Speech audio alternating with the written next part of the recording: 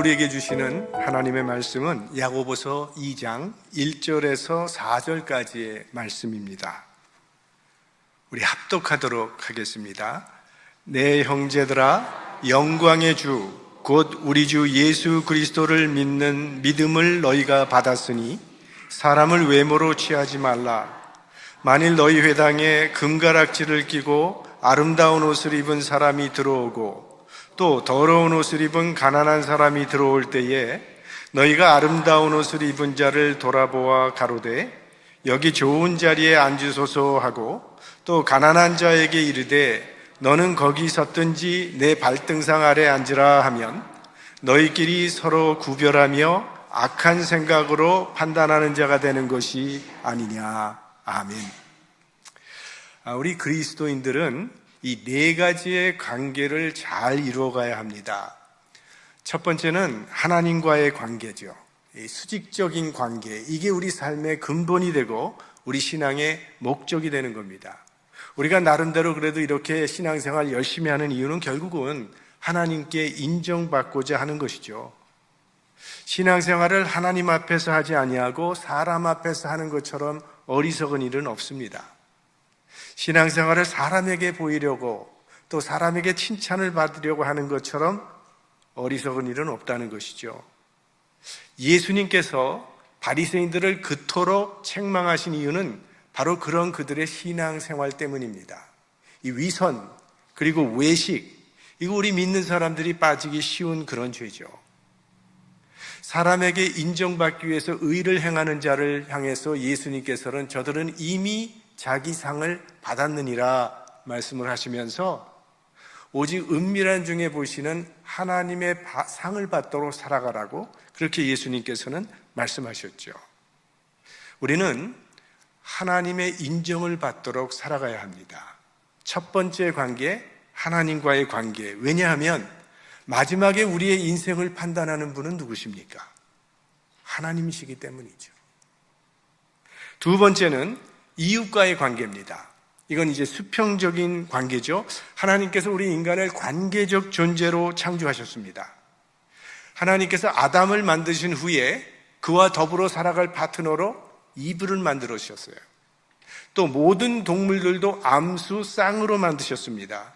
그러니까 인간은 일생 이웃과의 관계 속에서 살아가는 존재예요. 그런데 성경은 이 이웃 관계가 하나님과의 관계와 매우 밀접한 관계에 있다고 교훈을 합니다. 우리가 어린아이에게 냉수 한 컵 준 것도 그게 하나님께 하신 일이라고 그렇게 말씀을 하세요. 그런가 하면 이웃과의 관계가 좀 어려워지게 되면 그건 하나님과의 관계에도 지장이 생긴다고 말을 합니다.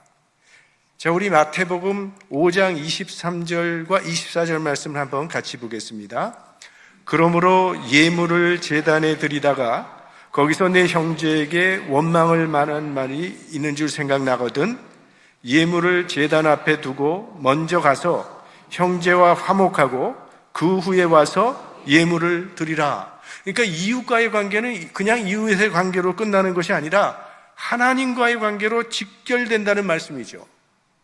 하나님과 나와의 관계를 우리가 신앙이라고 하는데 이 신앙은 우리 눈에 보이지 않습니다. 눈에 보이지 않는 이 신앙을 확증하는 것이 이웃과의 관계라는 그런 말씀이에요. 우리가 구원을 관계적으로 설명을 할 때는 위로는 하나님과의 관계를 회복하는 것이고 옆으로는 이웃과의 관계를 회복하는 것을 구원이라고 그렇게 말해요. 관계적으로 설명을 할 때. 그러니까 십자가가 만들어지려면 수직바 하나로는 미완성이라는 거죠. 수직바와 수평바 이 둘이 균형을 이루어야만 십자가가 완전해지는 거죠. 세 번째 관계는 물질과의 관계입니다. 기독교는요, 물질과 관계가 대단히 깊은 종교예요. 예수님이 많은 비유를 들어주셨는데 그 비유 중에 40%가 이 물질과 관계된 교훈이라고 합니다. 우리가 아는 대부분의 종교는 정신세계에 집착을 합니다. 그리고 물질세계는 좀 속된 것으로 관조해버리는 그런 경향들이 되게 있습니다. 불교라는 종교를 생각해 보세요. 속세를 떠난 무소유 정신을 추구하는 종교죠. 그런데 기독교는 물질 세계를 매우 중요하게 생각을 합니다. 그 이유는 이 창조 신학 때문이에요. 하나님께서 우주 만물을 창조하셨고 그 안에 있는 모든 물질을 창조하셨습니다. 그리고는 그 창조하신 세상을 바라보시고 하나님께서 뭐라고 하십니까? 좋았더라라고 하셨어요. 그래서 기독교는 이 물질 세계도 영적 세계만큼이나 중요하게 다루는 겁니다. 그럼 물질에 대해서 예수님께서 주신 교훈을 우리가 잠시 생각해 보면요, 같이 보겠습니다. 오직 너희를 위하여 보물을 하늘에 쌓아두라. 거기는 좀이나 동록이 해하지 못하며 도적이 구멍을 뚫지도 못하고 도적질도 못하느니라. 네 보물 있는 그곳에는 네 마음도 있느니라.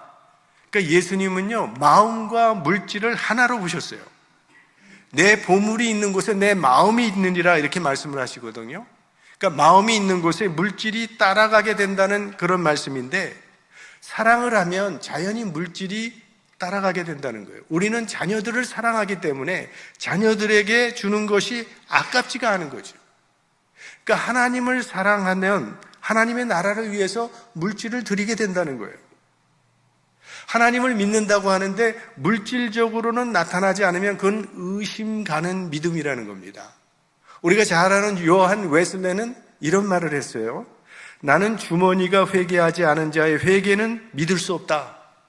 왜? 보물이 있는 곳에 내 마음도 있기 때문에. 그러면 예수님께서 보물을 하늘에 쌓아라 그랬는데 어떻게 하는 게 하늘에 쌓는 겁니까? 디모데후서 6장 말씀을 같이 보겠습니다. 선한 일을 행하고 선한 사업에 부하고 나눠주기를 좋아하며 동정하는 자가 되게 하라. 이것이 장래에 자기를 위하여 좋은 터를 쌓아 참된 생명을 취하는 것이니라. 그러니까 이 땅에서 하나님이 기뻐하시는 선한 일들을 하는 그것이 하늘에 보물을 쌓는 것이라는 그런 말씀이에요. 다시 한번 요한 웨슬레가 이런 말을 했어요. 너의 육신과 너의 영혼과 너의 이웃을 해하지 않는 한도에서 최선을 다해 벌라. 그리고 최선을 다해 주라. 이것이 하늘에 보물을 쌓는 것이다. 그러니까 요한 웨슬레가 참 물질에 대한 얘기를 많이 했죠. 그리고 마지막으로 네 번째는 자신과의 관계입니다. 신앙은 자기와의 싸움이죠. 끊임없이 자기를 죽이고 예수 그리스도가 내 인생의 주인이 되도록 이 경건의 훈련을 게을리하지 말아야만 신앙의 경주에서 승리할 수 있습니다. 자, 이에 대한 사도 바울의 고백, 지난주에도 우리가 살펴봤는데요. 같이 보죠. 내가 내 몸을 쳐 복종하게 함은 내가 남에게 전파한 후에 자기가 도리어 버림이 될까 두려워함이로라. 인간은 본능적으로 자기 몸의 편안함을 추구하게 되어 있습니다. 바울도 사람인데 바울에게 왜 그런 욕망이 없었겠습니까? 좀 더 편안하게 살고 싶고 좀 더 따뜻하게 입고 싶고 십자가는 되도록 피해가고 싶고 사도의 권리를 주장하면서 인정받고 싶은 마음이 있었을 거예요. 그러나 그런 마음이 일어날 때마다 바울은 자신의 몸을 쳤다고 말을 합니다. 이 이기적인 마음이 내 삶의 주인이 되고자 할 때 그 유혹을 몸을 치는 결단으로 내어 쫓으면서 예수 그리스도가 내 인생의 주인이 되도록 굴복시켰다는 말씀이죠. 이게 경건의 훈련이라고 말하는 거예요. 내 속에 이기적인 마음이 주인이 되고자 할 때 그 유혹을 물리치고 예수 그리스도가 내 삶의 주인이 되도록 쳐서 복종시키는 것을 우리는 경건 훈련이라고 말해요. 그러니까 신앙생활은 자기와의 싸움인데 이 싸움에서 이기는 사람이 결국 믿음의 승리자가 되는 겁니다. 자, 이렇게 네 가지의 관계성 속에서 우리 그리스도인들은 살아가게 되는데 오늘 본문은 이웃과의 관계, 이 수평적인 관계를 주제로 다루고 있습니다. 이웃과의 관계는 우리가 어떻게 하며 살아가야 할 것인가? 오늘 야고보 사도가 그 방향을 제시해주고 있는데요. 오늘 이 말씀에 매우 중요한 전제가 1절 말씀에 나옵니다. 보겠습니다. 내 형제들아, 영광의 주, 곧 우리 주 예수 그리스도를 믿는 믿음을 너희가 받았으니 사람을 외모로 취하지 말라. 대전제는 바로 여기예요. 주 예수 그리스도를 믿는 믿음을 받았다. 여기가 대전제라는 거예요. 그러니까 이 말씀은 하나님과의 관계를 바로 할 때 이웃과의 관계가 바로 되는 원리를 지금 말하는 거죠. 그러니까 수직 관계가 이게 근본이고 뿌리라는 거예요. 수평 관계는 그의 결과요, 열매라고 말씀하고 있는 겁니다. 보통 다른 종교들은요, 이 수평 관계를 통해서 하나님의 인정을 받고자 하는 것입니다. 근데 그건 생각해 보면 결국은 자기의 의를 쌓아서 하나님의 인정을 받고자 하는 행위 종교예요, 그게. 그런데 기독교는 하나님과의 바른 관계를 통해서 이웃과의 바른 관계를 이루어가는 종교입니다. 그리고 이 원리 속에 인간관계의 어려운 문제를 해결할 수 있는 해결책이 제시되어 있기도 하는 거예요. 혹 우리가 살아가면서 누군가 어려운 관계가 이루어질 수가 있습니다. 그러면 그걸 어떻게 해결하는 게 바람직한 거예요? 한번 마음을 돌려보려고 불쑥 선물을 줘보세요. 반응이 어떻게 나올까요? 아니, 사람을 뭐로 보고 이런 뇌물로 내 마음을 사려고 해? 오히려 자존심 상할 수도 있죠. 한번 사람의 마음을 좀 잘해보자고 갑자기 친절을 베풀면 어떨까요? 아부하지 마. 네 속은 내가 다 알고 있다. 이런 식으로 나온단 말이에요. 무엇보다 먼저 지금 그 야고보 사도가 우리에게 얘기하는 것은 하나님 앞에 엎드려서 나의 바른 모습을 찾는 것이 먼저라는 겁니다. 그렇게 돼서 새로운 눈을 갖게 되면 형제와 자매를 바라볼 수 있는 새로운 눈이 생기가 된다는 거죠. 내가 변하지 않는 한 절대로 이웃과의 관계도 바로 될 수 없다고 지금 말하고 있는 거예요. 지금 우리 창세기에서 야곱이 자기의 그 원수 에서와 어떻게 하든지 좀 화해해 보려고 하는데 예물 많이 보냈어요. 그걸로 화해가 이루어졌습니까? 불안한 맛만 더 커졌죠. 결국 야곱과 에서의 화해는 어떻게 이루어지냐 하면 야곱이 야복 나루터에서 완전히 깨어지는 거죠. 그리고 거기서 이스라엘로 변화되었을 때 그를 죽이려고 칼을 들고 왔던 에서도 칼을 내려놓고 눈물로 화해를 하지 않습니까? 그 원리를 얘기하는 거예요. 하나님과의 관계가 바로 돼야 된다는 거예요. 그러면 이웃과의 관계가 바로 된다는 원리를 지금 이야기하고 있는 것입니다. 그래서 하나님과의 관계를 바른 신앙이 바른 인간관계를 낳게 된다는 그런 말씀이 되겠고요. 그래서 이 1절 말씀을 보면 우리 주님께서 우리에게 선물을 주셨다고 말을 합니다. 무슨 선물을 주셨는가? 믿음을 주셨다 이렇게 얘기하고 있어요. 보면 주 예수 그리스도를 믿는 믿음을 너희가 받았으니 라고 얘기합니다. 이게 사실은 기독교의 구원론이죠. 성경은 우리 인간의 타락을 말할 때요, 전적인 타락입니다. 완전 타락을 말해요. 그러니까 인간에게는 구원받을 만한 이유가 하나도 없다는 거예요. 그러니까 구원은 전적으로 하나님께서 하시는 일이다. 하나님의 긍휼이 우리 구원의 이유가 된다고 말을 하는데, 이걸 보면 지금 야고보 사도도 사도 바울이 말한 로마서에서 말한 믿음으로 구원 얻는다는 이신칭의의 교리와 똑같은 말을 하는 거예요. 그래서 야고보 사도가 이 야고보서와 로마서가 서로 반대되는 게 아니라 상호 보완 작용이 된다는 그런 말씀을 첫 시간에 제가 드린 걸로 기억이 되는데요. 지금 야고보 사도도 구원을 받았다 그러잖아요. 믿음을 받았다고. 그런데 이 믿음이라는 것도요, 잘못하면 내 공로처럼 여겨질 수가 있습니다. 나는 믿음이 있기 때문에 구원받았고 너는 믿음이 없으니까 구원 못 받는 거야 라고 할 수가 있다는 거예요. 그러면 믿음은 공로가 되는 거죠. 그래서 본문은 너희가 믿음을 받았다라고 말을 하고 있는 거예요. 그러니까 믿는 것까지도 내가 믿은 것이 아니라 받았다는 거예요. 선물이라는 거죠. 하나님의 선물. 자, 에베소서 2장 8절입니다. 너희가 그 인을 인하여 믿음으로 말미암아 구원을 얻었나니 이것이 너희에게서 난 것이 아니요 하나님의 선물이라. 여러분, 우리의 경험이 우리에게 말해주고 있는 것이 있습니다. 너희가 나를 택한 것이 아니요 내가 너희를 택하여 세웠나니.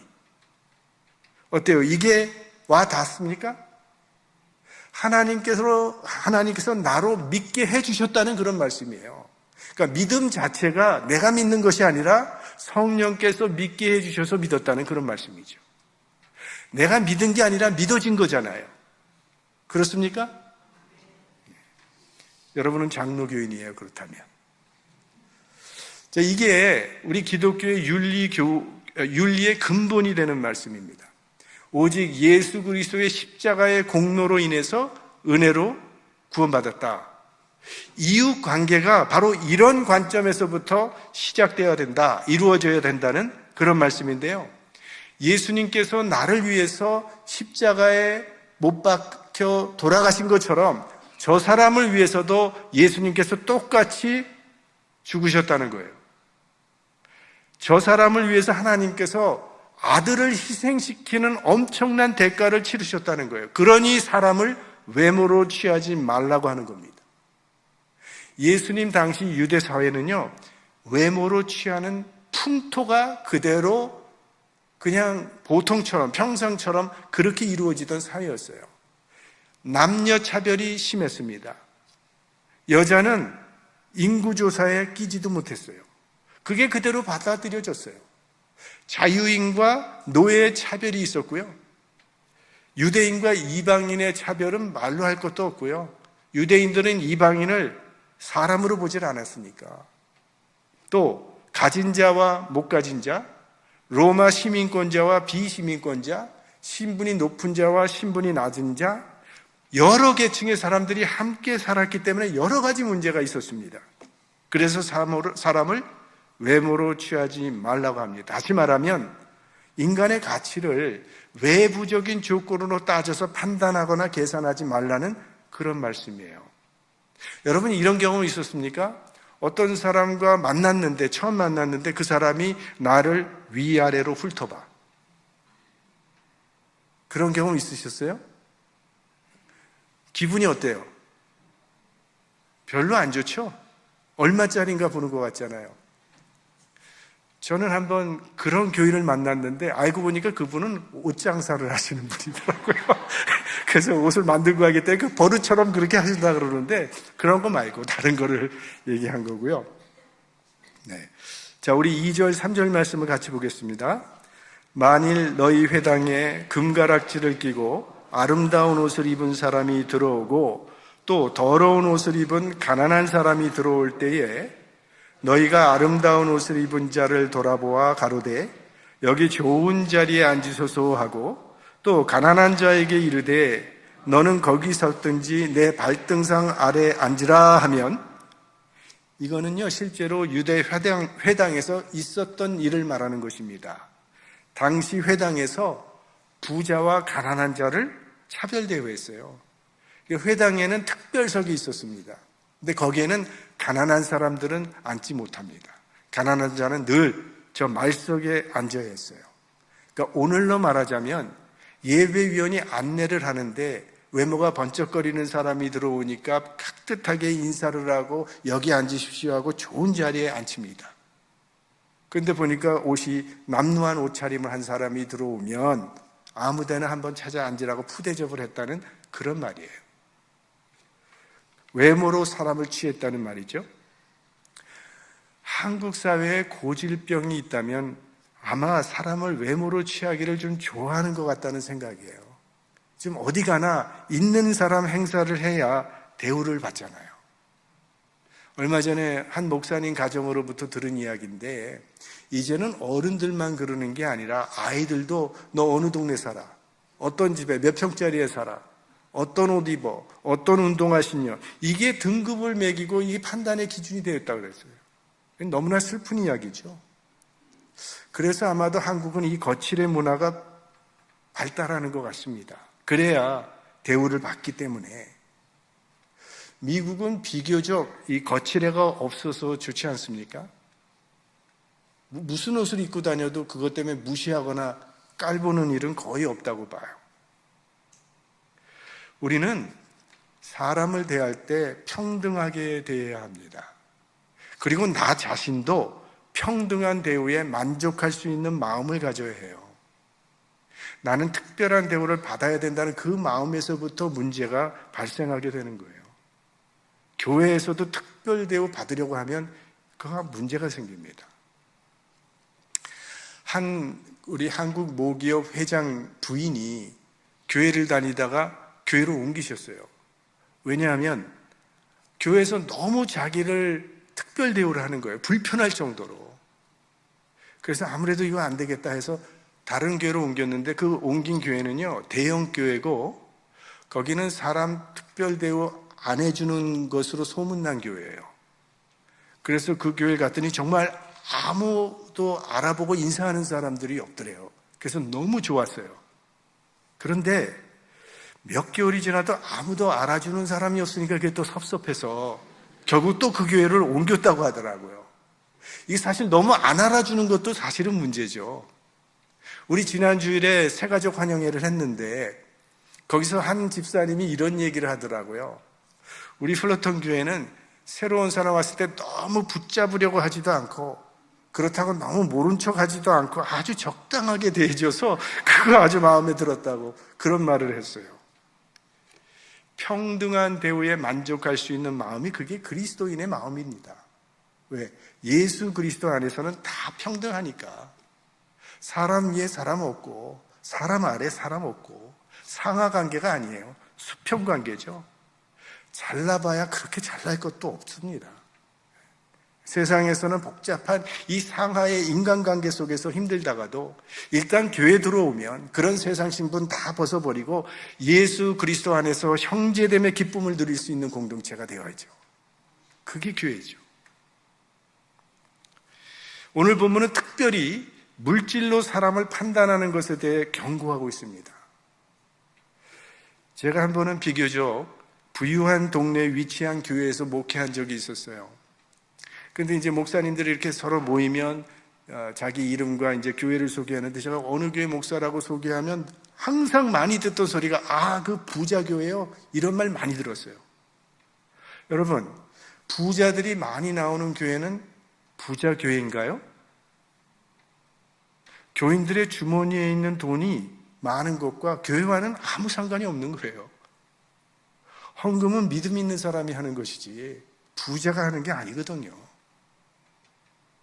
로마 제국이 얼마나 대단한 나라였습니까? 그러나 결국 기독교 앞에 무릎을 꿇었어요. 기독교가 국교가 되었습니다. 그런데 그렇게 되기까지 공로자들이 참 많아요. 그 중에서 대표적으로 두 부류를 얘기한다면 첫 번째는 여성입니다. 당시 여성들은요, 노예 같은 대우를 받았습니다. 아까도 말씀드렸지만 여성들은 인구조사에도 끼지 못했어요. 사람 취급을 하지 않았다는 거예요. 근데 그런 여성들이 예수 믿으면서 인격 대우를 받기 시작했어요.